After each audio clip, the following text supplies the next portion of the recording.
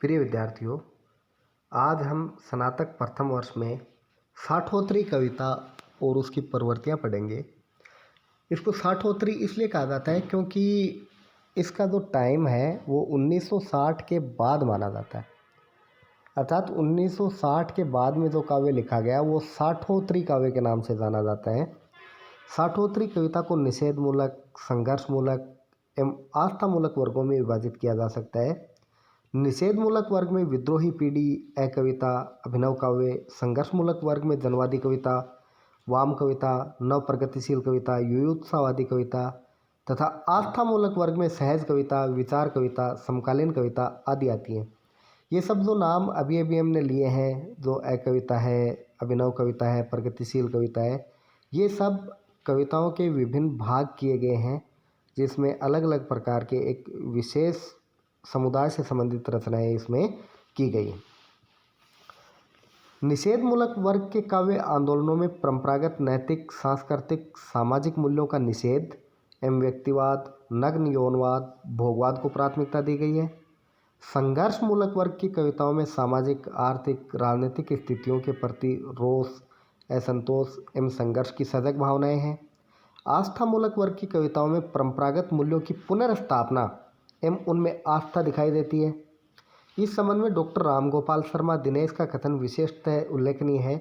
उसने कहा है कि वस्तुतः नवगीत, अगीत, नई कविता और अकविता आदि नाम देकर हम ये कहना चाहते हैं कि हमारी कविता उस कविता से भिन्न है जिसे पहले गीत, परगीत या कविता कहा जाता था।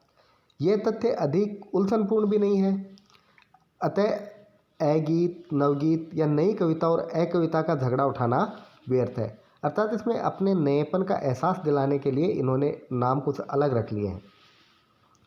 इन्हीं के समानांतर नवगीत परंपरा भी चली, जिसमें व्यक्तिगत हर्ष विषाद के साथ साथ तत्कालीन सामाजिक, आर्थिक, राजनीतिक व्यवस्थाओं का यथातथ्य चित्रण किया गया है। ये नवगीतकार शंभुनाथ सिंह, वीरेंद्र मिश्र, रमानाथ अवस्थी, नीरज, डॉक्टर रविंद्र भरमर, रामावतार त्यागी, राजेंद्र प्रसाद सिंह, उमाकांत मालवीय, सोम ठाकुर, रामेश्वर प्रसाद करुण, कुंवर बेचैन, रमेश रंजक एवं सुरेश वात्स्यायन इत्यादि भी अधिकांशतः साठोत्तरी कविता में ही गिने जाते हैं, जो मुख्य रूप से गीतकार हैं। अतः इनका प्रत्यक्ष विवेचन करना यहाँ संभव नहीं है। साठोत्तरी कविता के कवियों में जगदीश चतुर्वेदी, कैलाश वाजपेयी, राजकमल चौधरी, श्याम परमार, राजीव सक्सेना, श्री राम शुक्ल, चंद्रकांत देवताले, विनय राही, रामगोपाल शर्मा दिनेश, नंद चतुर्वेदी, रविंद्रनाथ त्यागी आदि बहुत सारे जो लेखक हैं वो इसमें शामिल किए जाते हैं, जो लिस्ट यहाँ पर दी हुई है। इन कवियों ने प्रबंध एवं मुक्तक दोनों प्रकार से काव्य रचना की और कविता को एक नई दिशा प्रदान की। अब हम देखते हैं साठोत्तरी काव्य की प्रमुख प्रवृत्तियाँ। साठोत्तरी काव्य आंदोलनों में निम्न प्रवृत्तियाँ मुख्यतः विद्यमान मिलती हैं। पहली है समकालीन जीवन की विसंगतियों का चित्रण। जैसा कि हम देखते हैं ये प्रयोगवाद में भी थोड़ी बहुत थी, नई कविता में भी थी और इसमें भी ये प्रवृत्ति मिलती है कि समकालीन जीवन की जो विसंगतियाँ उनका यथार्थ चित्रण इसमें किया गया है। साठोत्तरी कविता में पारिवारिक, सामाजिक, आर्थिक, नैतिक, राजनीतिक विषमताओं, विसंगतियों एवं विद्रूपताओं का सच्चाई के साथ उद्घाटन करते हुए कवियों ने परिवेश के प्रति सजगता का परिचय दिया है। गरीबी, बेकारी, महंगाई के तले पिसते हुए जनसामान्य की दयनीय स्थिति का चित्रण साठोत्तरी काव्य में हुआ है। समाज में विद्यमान विसंगति को ये कवि मिटाना चाहते हैं। यथा गोविंद उपाध्याय का कथन देखिए, भूख से मरा हुआ आदमी इस मौसम का सबसे दिलचस्प विज्ञापन है और गाय सबसे सटीक नारा।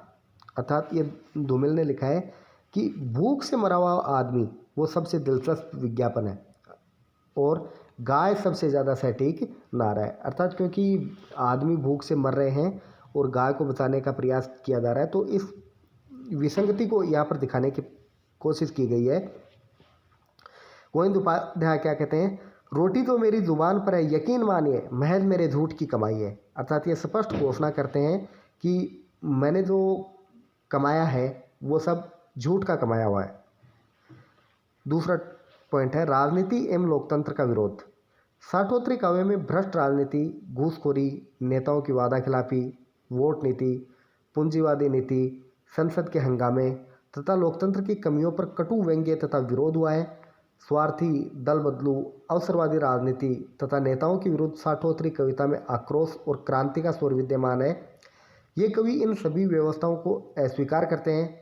यथा जगदीश चतुर्वेदी की पंक्ति देखिए, मुझे तानाशाही से लगाव है, जनतंत्र के रिरियाते गिद्दड़ से नहीं, मुझे वैश्यालयों में गंदगी नज़र नहीं आती।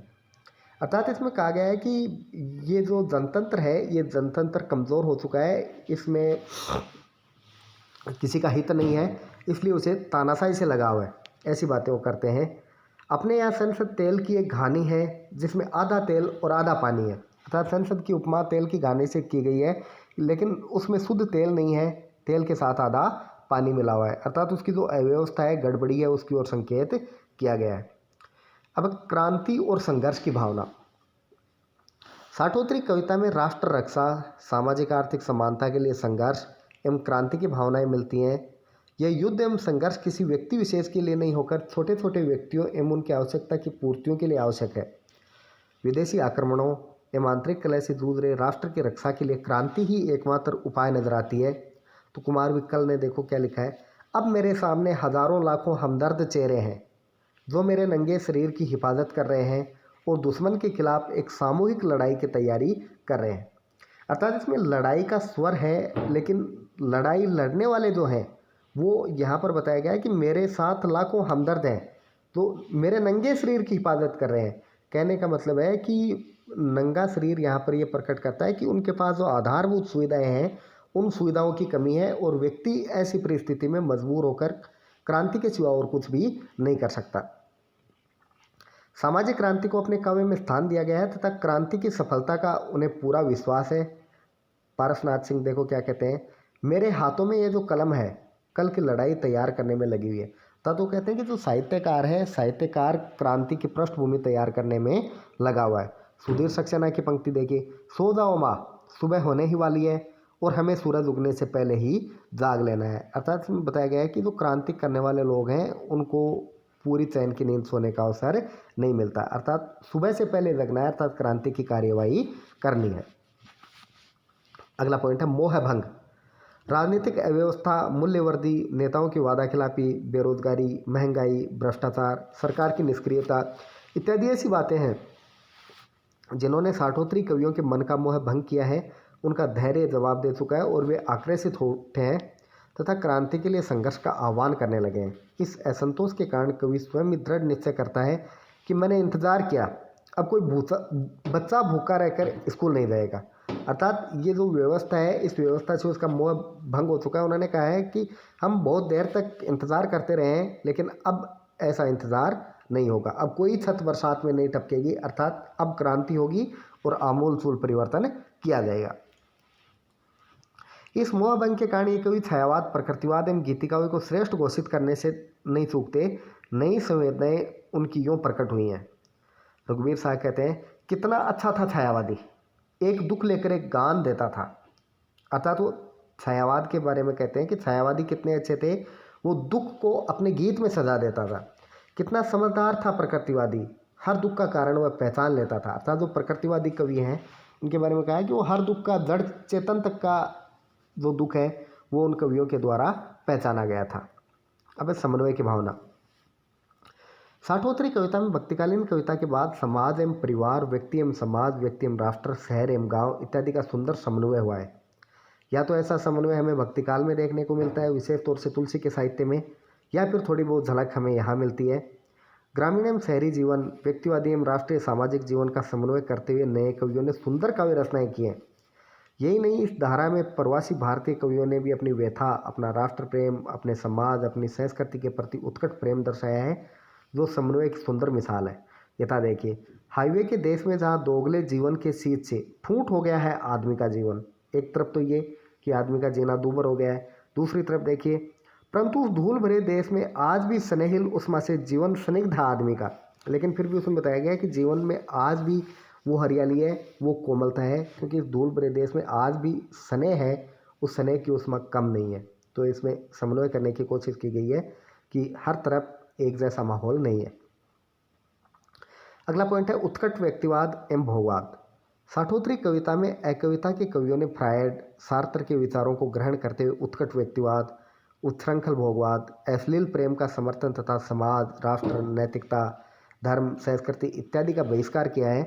अपनी वासना पूर्ति के सामने एकमात्र नारी शरीर को ही उन्होंने महत्व दिया है। बहन, माँ एवं पत्नी सभी उन्हें अपनी प्रेयसी के विभिन्न रूप लगते हैं। कवियों के साथ साथ कवयित्रियों ने भी ऊंचे स्वर में भोगवाद का उद्घोष किया है। जैसे मणिका मोहिनी का ही ये कथन देखिए, जिसमें कितने भोगवाद की यहाँ पर दिखाया गया है। सुबह होने से लेकर दिन डूबने तक मैं इंतज़ार करती हूँ रात का, जब हम दोनों एक ही कोने में सिमटकर एक दूसरे को कुत्ते की तरह चाटें। विवाह के बाद जिंदा रहने के लिए जानवर बनना बहुत ज़रूरी है। अर्थात ऐसी जो नग्न भोगवाद की तस्वीरें हैं वो इस काव्य में दिखाई गई हैं।